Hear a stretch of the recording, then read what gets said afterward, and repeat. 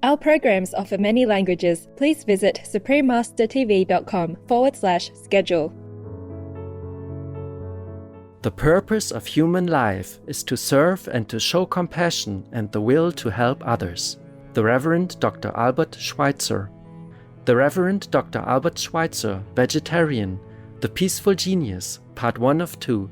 Continue watching to find out more.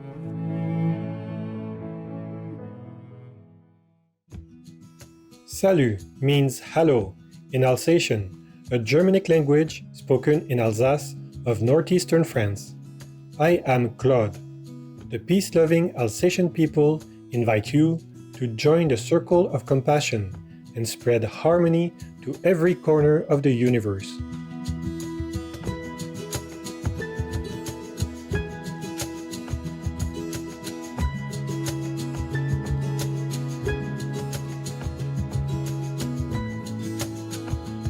Welcome to part 1 of a two-part series entitled The Reverend Dr. Albert Schweitzer, Vegetarian, The Peaceful Genius. In 1949, he was featured on the front cover of Time magazine, which dubbed him the greatest man in the world. Former Prime Minister of the UK, His Excellency Sir Winston Churchill, called him a genius of humanity.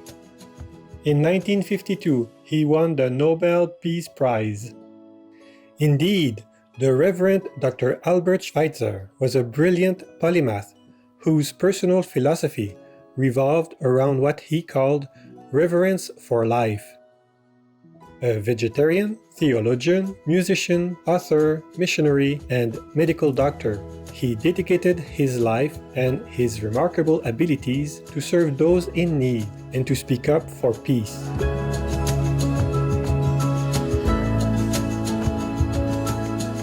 The Reverend Dr. Albert Schweitzer was born on January 14, 1875, in Alsace, a region bordering eastern France and western Germany.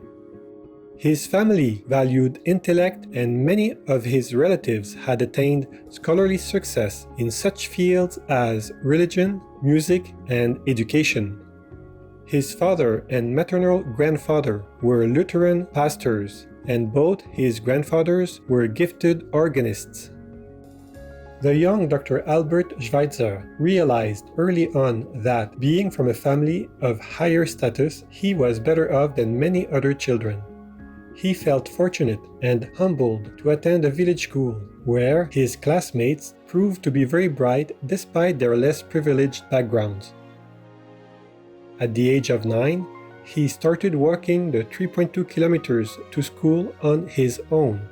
He enjoyed these solitary journeys, immersed in the natural surroundings throughout the changing seasons.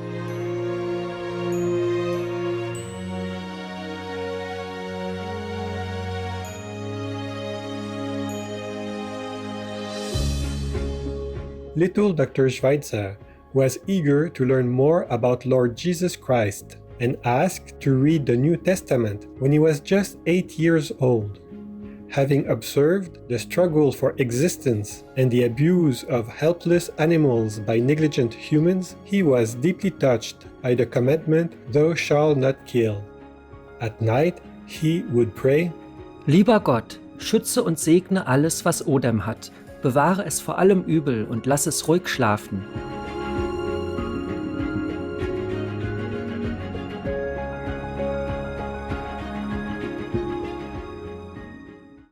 Dr. Albert Schweitzer was initiated at an early age to the piano and the organ, and found great delight in improvising and coming up with his own accompaniments to songs.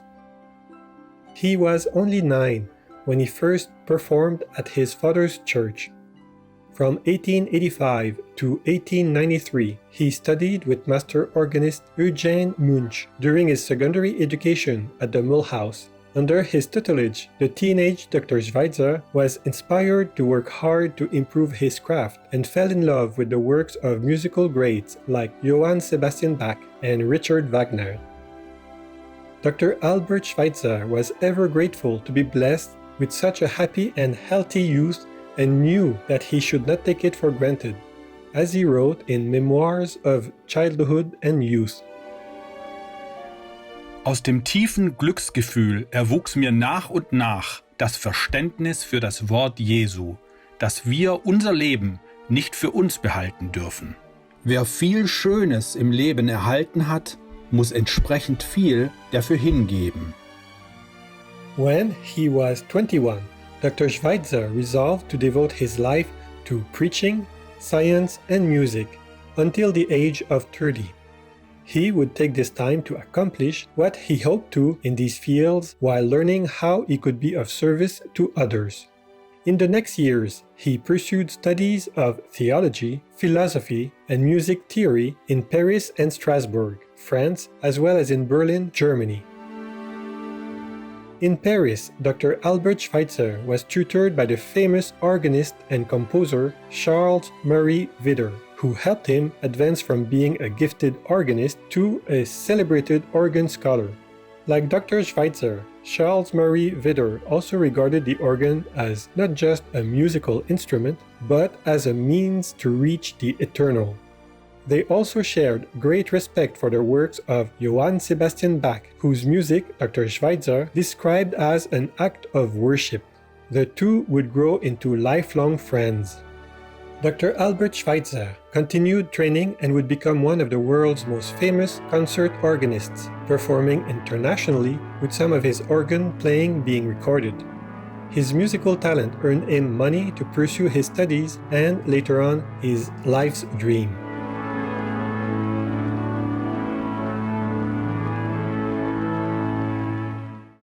Cherished viewers, let's now pause to reflect on our divine purpose. We will return shortly here on Supreme Master Television. Welcome back to the Reverend Dr. Albert Schweitzer, Vegetarian, the Peaceful Genius, Part 1 of 2. Der Zweck des menschlichen Lebens ist es, anderen zu dienen, mitfühlend zu sein und die Bereitschaft zu haben, anderen zu helfen. Der ehrwürdige Dr. Albert Schweitzer. Dr. Albert Schweitzer began his theology and philosophy studies at the Kaiser Wilhelm University of Strasbourg in 1893. He obtained his doctorate in philosophy in 1899 at the University of Strasbourg and received his licentiate in theology in 1900. He began his career as a preacher at St. Nicholas Church in Strasbourg, then served in several high-ranking administrative positions at the Theological College of St. Thomas. In 1906, he published a book, The Quest of the Historical Jesus, which established him as a respected theological scholar. The later publication of The Mysticism of Paul the Apostle in 1931 reinforced this status and his great renown. Dr. Schweitzer supplemented his studies with intensive work as an organist, a writer, a university professor, and a preacher. The pamphlets and books he published during this period of his life reflected the scope of his interests, which included Johann Sebastian Bach, organs and organ building, and the historical background of Lord Jesus Christ.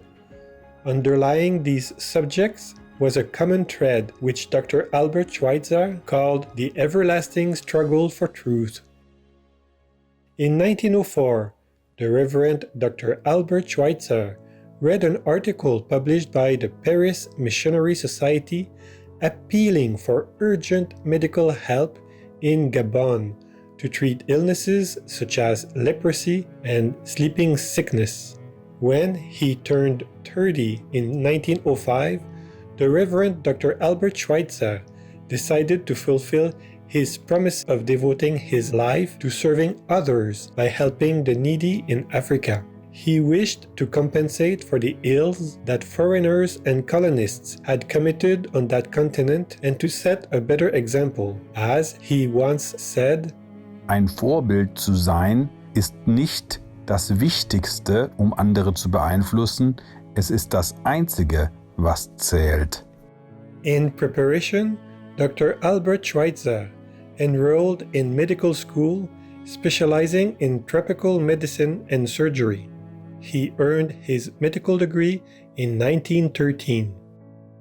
In June 1912, after marrying Hélène Breslau, Dr. Albert Schweitzer applied to work as a physician in the Paris Missionary Society's mission at Lambaréné, which had been stricken with widespread malaria, dysentery, sleeping sickness, elephantiasis, and leprosy. On March 26, 1913, Dr. Albert Schweitzer and Hélène Schweitzer, who had become a certified nurse to help with the mission, set off to establish a hospital in Lambaréné in present-day Gabon. Dr. Albert Schweitzer constructed and ran the hospital like a typical African village, blending African culture with his own techniques to address the needs of the population. He earned great trust and affection from his patients, and the villagers respectfully christened him Oganga, which means doctor and healer. Around 2,000 patients came to be examined in the first 9 months, some who traveled hundreds of kilometers over many days to reach him. The Reverend Dr. Schweitzer worked long and hard until the political situation in Europe caused all work at the hospital to stop. In 1918, he and his wife went back to settle in Alsace, and on his 44th birthday, Dr. Albert Schweitzer's daughter, Rena, was born. Over the course of the next 6 years, Dr. Albert Schweitzer continued to work hard, taking medical classes and writing several more books. He went back to preaching at his old church, giving lectures and performing concerts in order to save enough money to start the hospital in Africa again. Moreover, people from all over the world contributed to the funds for hospital supplies.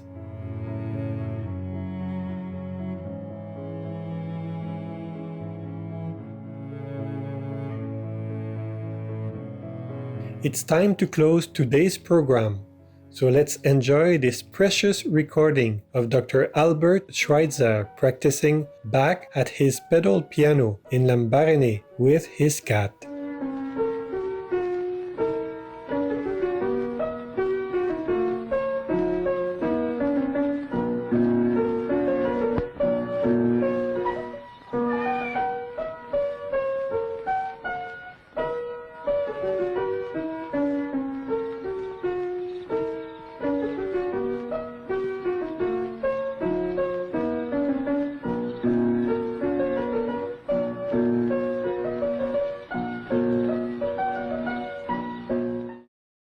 Beloved viewers, it was a great pleasure to have your company today. Join us again on Friday, August 7th for part 2 of the Reverend Dr. Albert Schweitzer, Vegetarian, the Peaceful Genius. May the benevolent sun shower you and your loved ones with eternal radiance and bliss.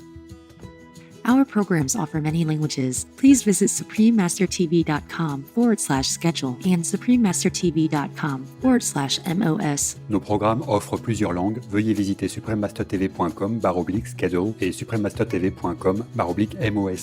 Nuestros programas ofrecen varios idiomas. Visiten suprememastertv.com/schedule y visiten suprememastertv.com/MOS.